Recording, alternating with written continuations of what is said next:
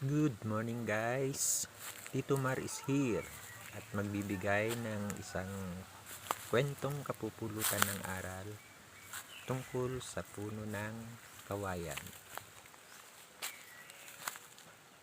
Ang kawayan ay hindi lamang isang halaman.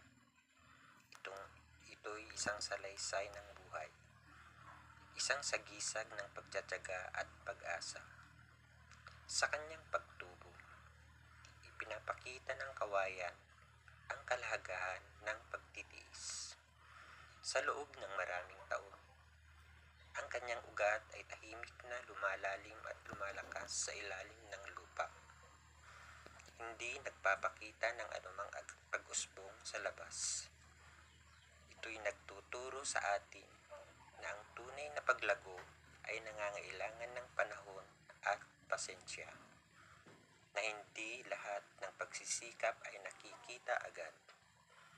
Ngunit ang mga ito'y nagiging pundasyon ng ating tagumpay. Sa kanyang pagtayo, ang kawayan ay nagiging simbolo ng katatagan at kakayahang umangkop. Kahit anong lakas ng hangin o bagyo, siya'y yumuyuko ngunit hindi nababali.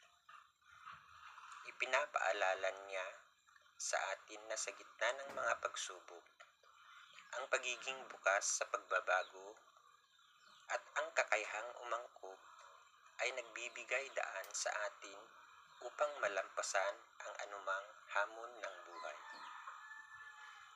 Sa kanyang pagiging kapaki-pakinabang, ang kawayan ay nagiging simbolo ng pagbibigay at paglilingkod.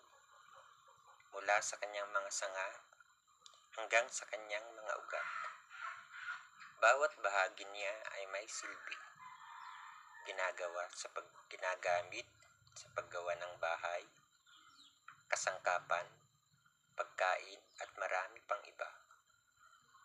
Ito'y nagtuturo sa atin na ang tunay na halaga ng buhay ay hindi lamang sa kung ano ang ating natatanggap, kundi sa kung paano tayo nakakatulong at naglilingkod sa iba. Sa kanyang katahimikan, ang kawayan ay nagbibigay ng kapayapaan at inspirasyon.